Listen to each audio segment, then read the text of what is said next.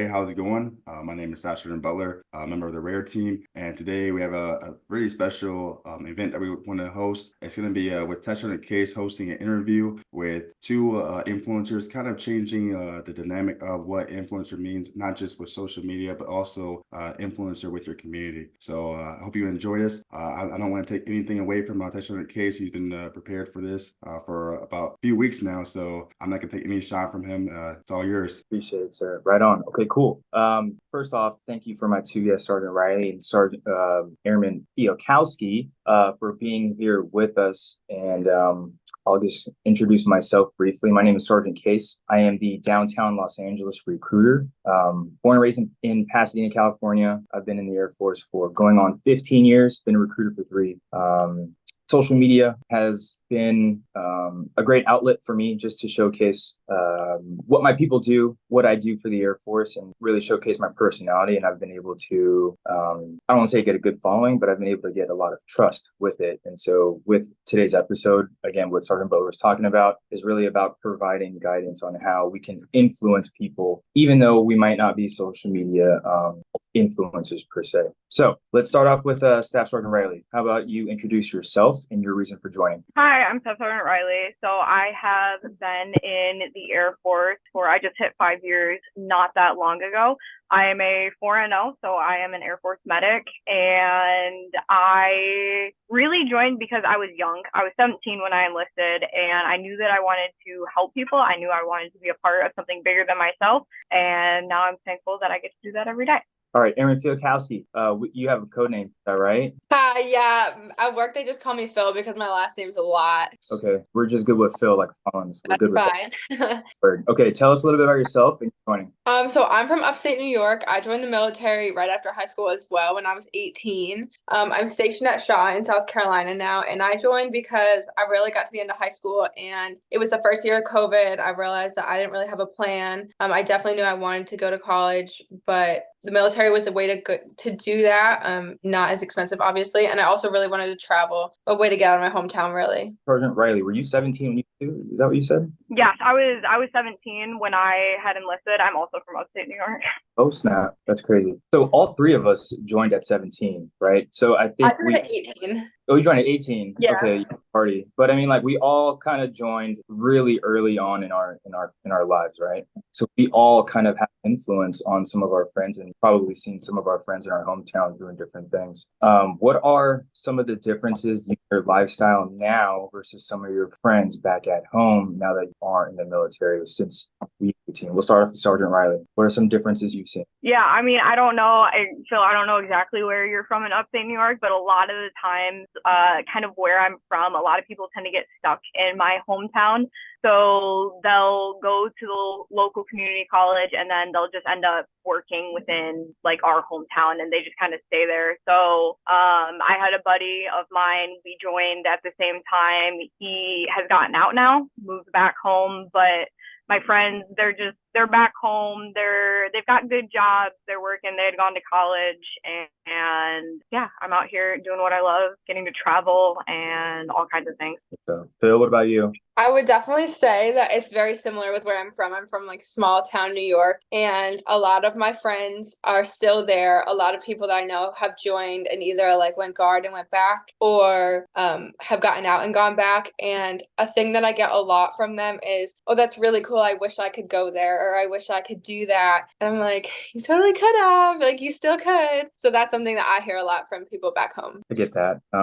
I've been in 15 years, so me coming back to my hometown and kind of seeing the landscape of a lot of my friends. And again, once we get older, our circle of friends becomes smaller, right? Like, we come tighter with the people. And the power of social media nowadays is we can keep up and we can kind of keep tabs on a lot of our friends throughout high school and all that kind of stuff too. So I'm sure that your Air Force journey has had some type of influence on people, social media or not, right? Just your accomplishments in the Air Force. For Staff Sergeant Rylee, so like when it came to you in the military, you're pretty active on social media. You've grown a pretty big following. What kind of got you into the whole content creation circle? There's a difference between posting for personal stuff, then there's a difference between content creation, right? When was the turn for you? Yeah, so I had it was like accidental that I kind of got to where I'm at now. I had posted a funny video talking about like just me being a medic, and it did really well. And I was like, oh, okay, I guess this is where I'm going. So I had started posting medic content. And when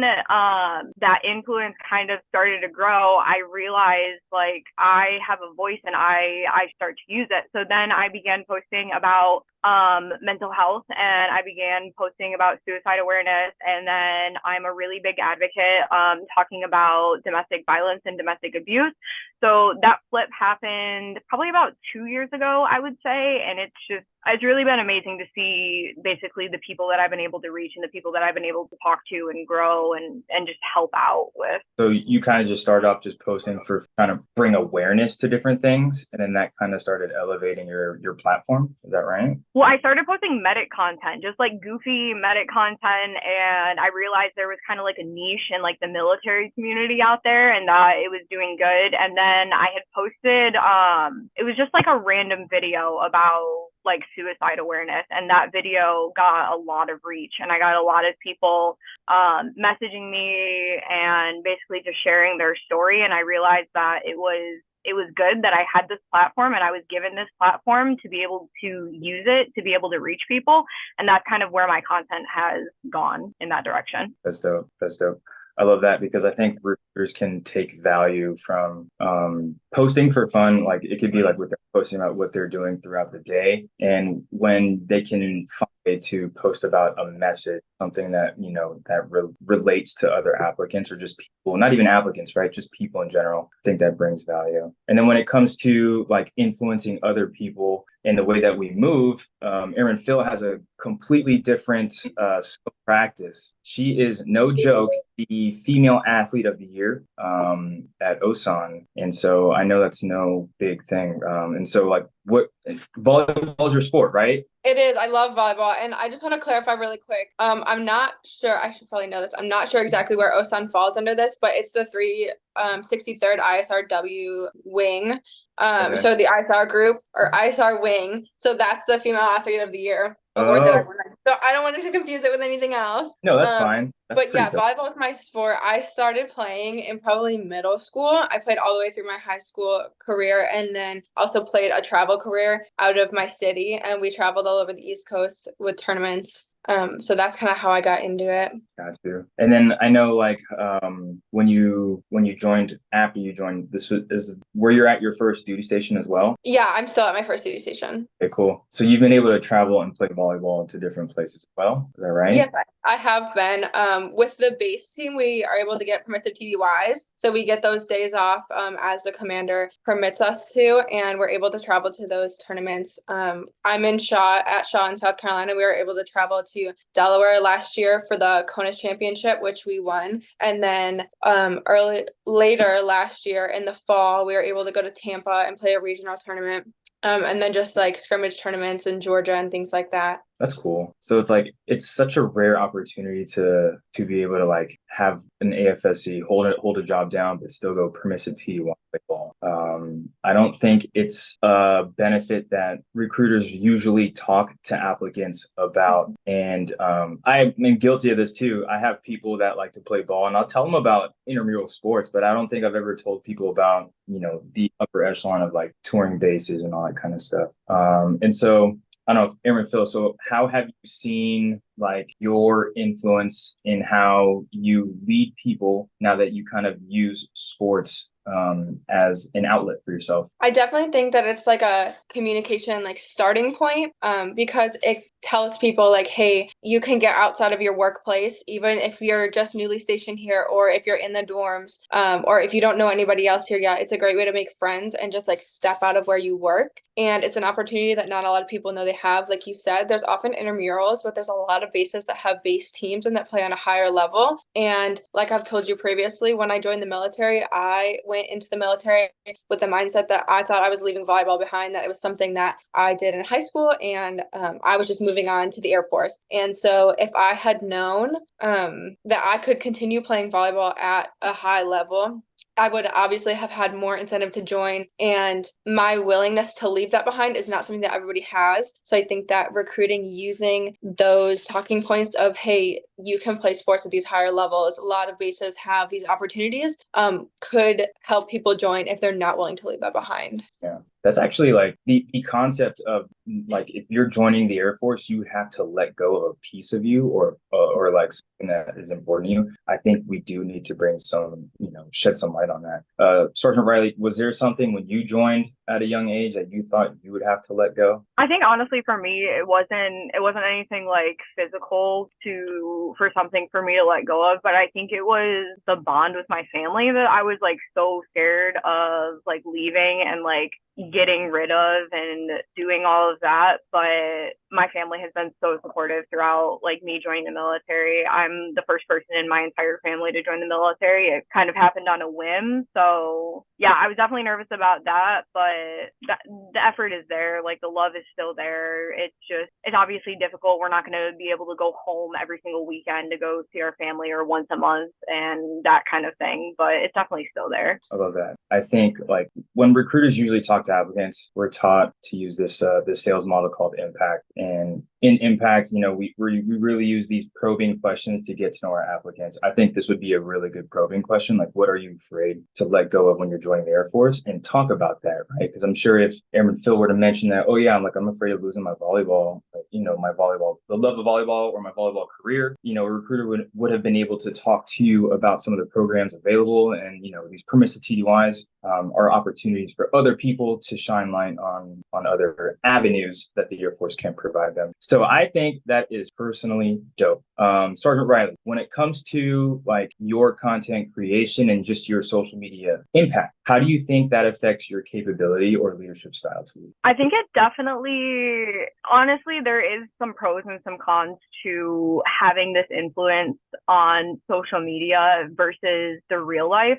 I would 100% put out like the real me on the internet and that kind of thing. But being an NCO in the military it has its levels and it has its like degrees to it. I think that it has been able to help me, and it's definitely taught me like a new level of empathy, and my leadership capabilities go beyond just my troops and my airmen that I have, and I'm able to help out other people that I never thought that I would honestly be able to.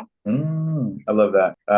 Do you like have, I don't know, specific examples of such without going into detail? Yeah, I mean, just based off of like the content and like the awareness kind of stuff that I have been able to post, I have been able to help people or allow them to find the resources that they need during a specific time, or whether it's just being like a different element of support when it comes to different people. I've been very open about my like going through the court-martial process as a victim, and now I have these people coming back to me and talking to me and just asking for advice and like just kind of the small niche things that only a very small population end up getting to figure out. Yeah, that's powerful. I think having the courage to post that kind of stuff and be transparent about it is pretty powerful too. It definitely took a while because it was one of those things that, especially being in the military, like it's not content that is talked about. Like it is still something that is very taboo to be able to talk about certain topics. So it's just cool that I have this platform that I'm able to use it in the way that I do.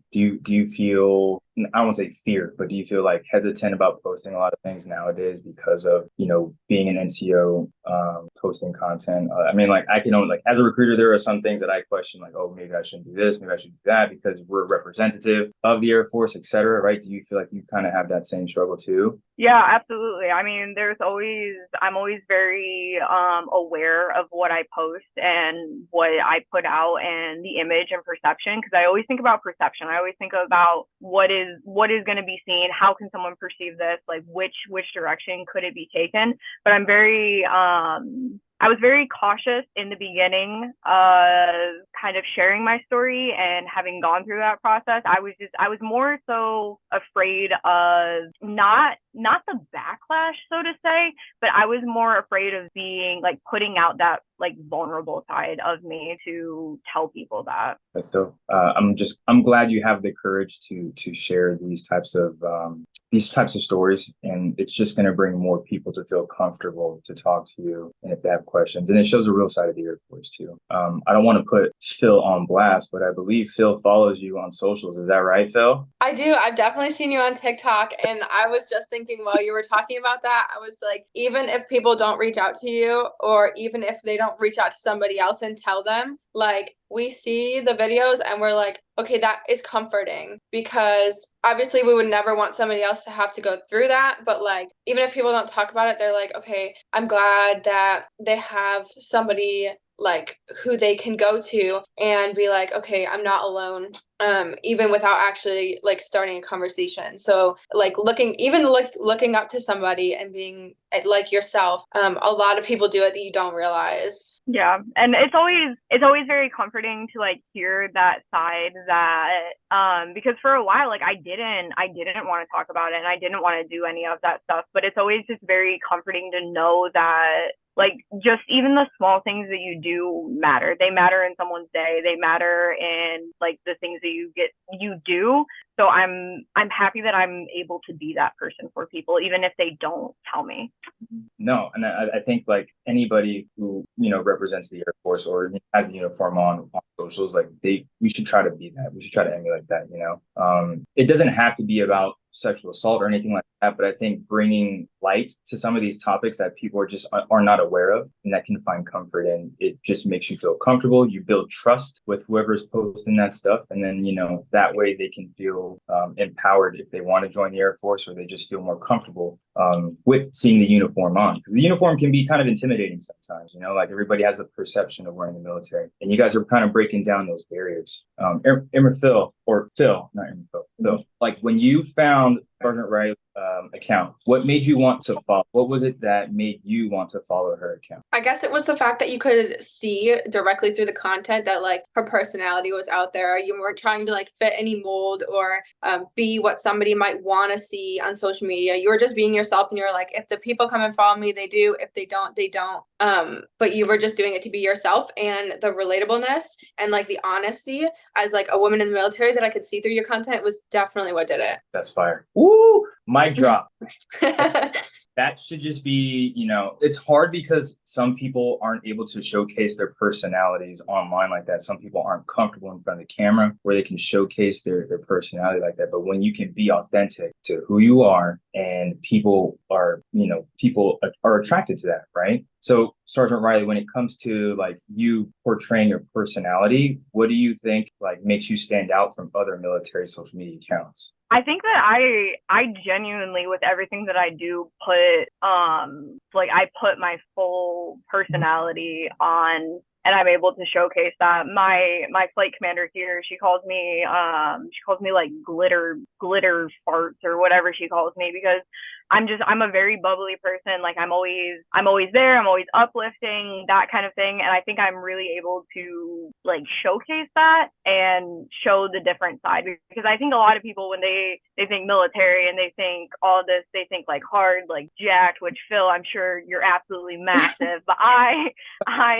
am not. I'm not there. So I think that is just cool that I am able to show that side of me. I love that. I think just showcasing who we are as individuals, you know, that is powerful, and being authentic to who we are is enough for a lot of people. And for Phil too, like showcasing who you are as female of the athlete is like, or female athlete of the year. It's like, it's not easy to accomplish. Right? Like, what were some of the things that made you stand out from other airmen to win that award? I think it's just that willingness to go out and participate, and seeking things out yourself. Like even on base, it's not necessarily advertised as much as I think it should be. I was at Shaw for almost 2 years before I even heard of the team. And then going out, having the courage to go out and try out. I went out, and I'm not going to lie, like I remember calling my mom and being like, it's probably all these like big, like jacked, like military men and women, and like I don't think I'm gonna be good enough. And my mom was like, just go do it. Like you play volleyball for how long? You love it. Like even if you don't make it, like who cares? And so like having the courage to go out and do that and realizing that like I fit right in, and then sharing it to other people as well, making sure other people are aware, and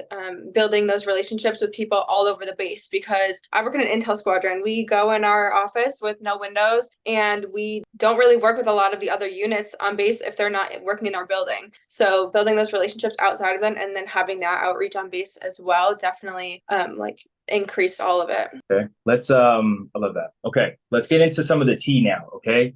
Let's talk about both your guys' recruiting processes. I know some are like smoother than others. Some of our recruiters were good, some of them not as good, right? So we'll start with Sergeant Rylee. How was your recruiting process? How long did it take you? I'm assuming you came in with 4N, I'm assuming. So like tell us a little bit about your recruiting story. Yeah, so my dad, like when I was a senior in high school, again, I was a 16-year-old senior, so I was on like the young end of like the spectrum. And my dad, he kind of sat me down. He was like, listen, you have two options. Like you can go to the community college, continue working full time, or you can join the military. And I was like, you know what? I'm kind of sick of school. I'm good at school, but I'm sick of school. Let me go do something. So I had actually gone to a career fair, I guess, for like seniors in high school. And I remember seeing it was an Army like recruiter sign, and I was like, oh, the military, because I will be very honest with you, at 17, I didn't know. I thought like the Army was the whole military. I had no idea. I'm not afraid to admit that. So I had actually gone down to the recruiter's office, and the office that we like was in my hometown was just, you would like press the buzzer and then like the door would open. So I had pressed the Army buzzer, and because I was like the only one that I knew. Like I had been to the fair, I saw him, looked cool. They didn't answer. So the door opened up and there was a recruiter at the end of the hallway, and it was the Air Force recruiter. And I ended up walking down. His name was Technical Sergeant Nathan Tucker, and I talked to him. I did everything. I ended up enlisting February of my senior year, so I went into the DEP program, and I had to finish out, graduated high school, and then I shipped off. I signed for my job to be a 4N. I think it was my number 2 choice, but definitely number 1 now. If I would have known that this is what the job was, like I definitely would have put this as my number 1. And yeah, it was pretty smooth. There wasn't anything like crazy that had happened, and yeah. That's awesome. I must say though, it is a blessing that you got a 4.0 straight off the bat like that. I have mountain full of applicants who just want 4.0s. Doesn't help that I've like been able to get 4.0s too. But yeah, he was telling me that I guess he was leaving recruiting and then he was retiring, and I guess he had been there for, I don't know, three years maybe. I'm not sure how long your guys' tour is, but he was like, you were only my second 4N that I have shipped out. And he actually, it wasn't even I didn't even get that originally. I guess he had like grabbed it from somewhere else. I'm not exactly sure the process, but I guess he had grabbed it, and he called me, and I was at school, and he was like, you need to come right now and sign this. And I was like, okay, be right there. And yeah. Aaron, Phil, you have a crazy story too. Let's hear it. I do. My process was definitely a bit longer. So in my senior year of high school, the second semester, the second half of the year was when COVID hit. So that was definitely processed. That year in March when COVID hit, I was like, oh gosh, I graduate in like 3 months and I didn't even apply to a college. I'm not afraid to admit that. I realized that all of my friends like had gotten into their programs that they wanted, and I was like, I did not give this any thought. And every single man that I can think of in my family, from my dad, my uncles, my grandfathers, my male cousins, all in the military at different branches, no women. And so I had given it some thought. It was something that my dad, who was in the Navy, had always wanted. And I was like, nah, I'm never going to do that. So then I took it upon myself without telling anybody to go and find a recruiter. And I thought that I wanted Air Force. So I talked to a recruiter in my town, and to be completely like bluntly honest, if I wasn't as committed to the decision as I was on my own, I wouldn't have been recruited, because I didn't really get anything from my recruiter. There was not a lot of information. There was not a lot of I guess anything really. I was the one that was going there and making appointments and being like, okay, I want to do this.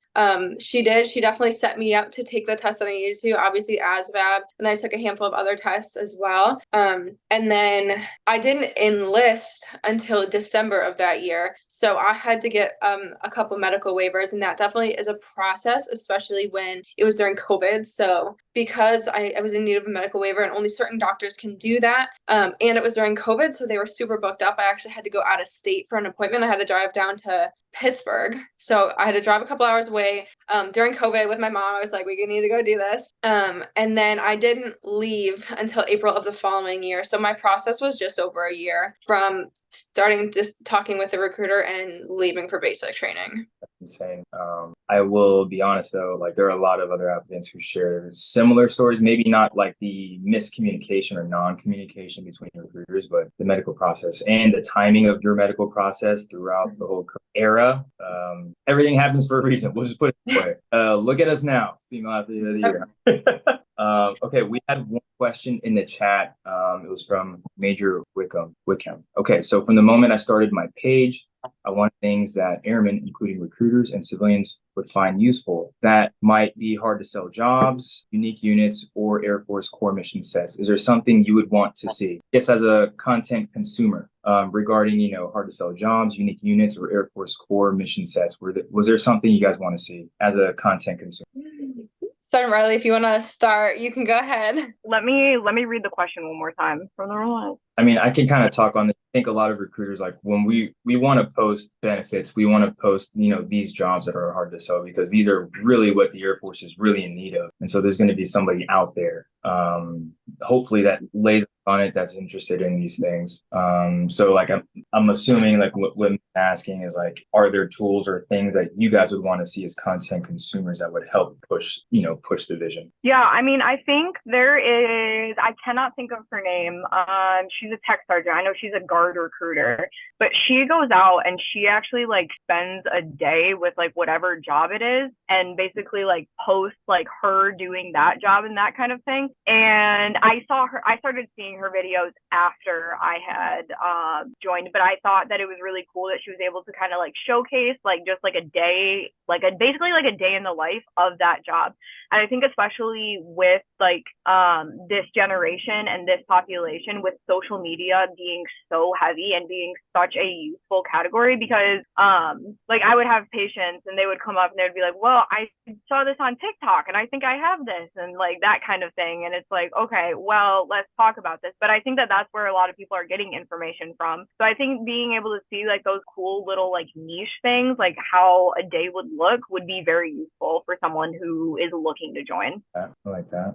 Phil, what about you? I definitely have something like following on to add to that. So what I was gonna say is when I was joining, I didn't know what job I wanted really. Based on my ASVAB score, my recruiter was like, okay, you have the capability to go Intel, so we're gonna fill up your sheet with Intel jobs. And I was like, okay, that sounds cool. But the only descriptions that I had was the little like 3-sentence blurbs that you can find on like airforce.com or whatever, like the Air Force website when you look up the jobs. So that was the only description I had. And they're kind of pretty general. Like you can go into a job and have a million different things that weren't described on there. So I definitely think more in depth on that, which I like the day in the life, which will give you such a better perspective of what those jobs actually are like. And then the second thing I was going to say, when I was in school, the only advertisement I had was also from the Army. They were the only ones that came in and set up their little table in our lunchroom and came and directed our gym class for a day. Like we didn't have any of the other militaries come in and do that. And I definitely think that would be a good talking point, like even talking to the freshmen and sophomores before they make their decisions, not just going to the seniors and the people who are about to leave, and doing more than just setting up a table like that. Like I definitely think there can be like briefings and going in and talking to the classes one-on-one where you give them a format where they can ask questions and you can tell them all about your experiences, instead of just waiting for them to come to you. So I think that would be something that would help a lot. Okay, that's pretty valuable feedback. I mean, today it's like people are just consuming content from so many different avenues, and I think it's all about attention. I think we're going to be talking about attention a little bit later, but making sure you get somebody's attention, how you can keep their attention throughout that process, whether it's showcasing your personality or whatever have you, trending audio, we know the whole Okay, cool. I believe Sergeant Butler, who's on the line, might have a question before we dip out. Sergeant Butler, you on the line? Yeah, yeah. You hear me? Yes, sir. Perfect. All right. Really quick. This is for Sergeant Rylee, mostly. So, about 2 months ago, we had Sergeant Woolman on here, and he was pretty much a security forces one. He does a lot of videos with security forces, influencer, on there. I asked him about the special warfare program. Have you ever heard about special warfare before? Yes. Okay, so it's down in Lackland, right? So what we're trying to do is we're trying to see if there'd be a group of influencers that want to get together, about 5 to 8 of them, pretty much go down there to create kind of like a content house to where you can showcase what special warfare training is like, and it kind of like Survivor style, where whoever gets eliminated now goes to a different career field, and it kind of does the day in life that we were just talking about. So I was trying to see like if there was a path that we could do it. Would you be interested in doing it? I'll be a PJ for a day, absolutely. It probably wouldn't be a PJ for a day. It'd be like but it'd be training. It'd be like the training for a week. And Oh, like a week. I'll do that. Yep. So here's the idea and the vision of it. We're still there's just so many different things that we gotta do, right? But this is just a vision, right? Where you get a box in the mail, right? So now your video is a box opening, and you get like your shirts, right? You get like your invitation, and you kind of talk about the opportunity that you're about to go on, and then you do the travel day, right? So you're capturing how you travel down there, and then you also do the meet and greets, right? So the first night is or first day is travel, and you also do the meet and greets. So now we're connecting all of our influencers together.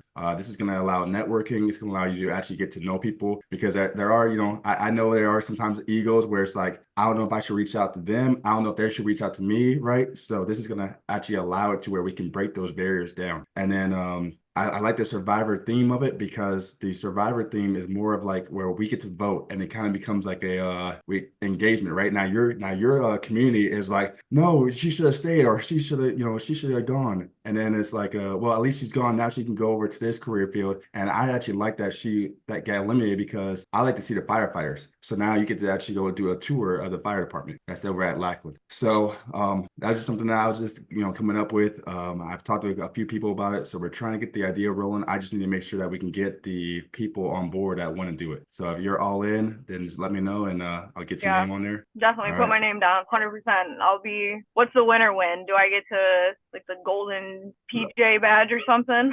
See, there it is. See that we haven't even gone out for yet, but that's actually a good talking point. Again, if we can even get this going, we can go ahead.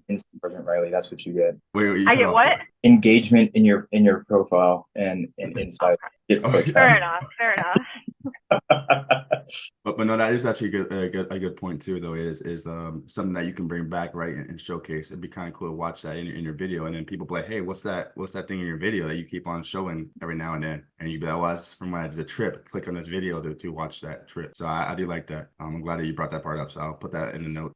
But that's pretty much that's it for me, real quick. That was my question. I know you were gonna wrap it up, but after you all wrap it up, if you all can stay in the call, I'll be appreciated. Yeah.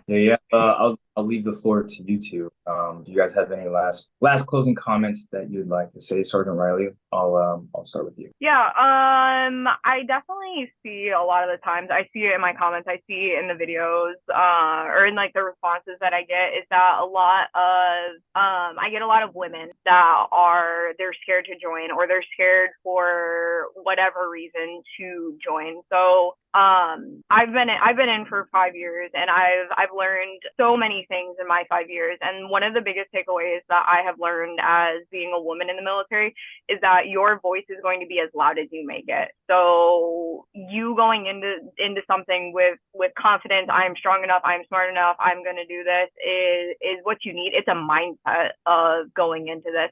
I haven't faced any type of backlash or any type of discrimination just being a woman in the military. So your voice is definitely as loud as you make it. Love that. Bill, what you got for me? I think my closing remark would be to following on to that, tell the people that you're recruiting or that are interested in going, they might be scared that they're going to be alone. Tell them they won't be alone. You meet people, you make friends everywhere you go. You find things to do. You'll find your sport. You'll find your group of people everywhere you go. You might be scared, but we're all scared at first. Like, don't say, oh, I can't do it because I'm scared. Just do it scared. And then everything will pan out. Like it gets so much better and it's so worth it. That's awesome. Oh yeah. Well, thank you guys for joining on this episode of Lincoln Influencers with Recruiters. Signing off from SrA Case. Thank you guys again. We'll be talking soon, and good luck to everything. Hope to hear from you soon. And Sergeant Butler. Thank you. Thank you so much.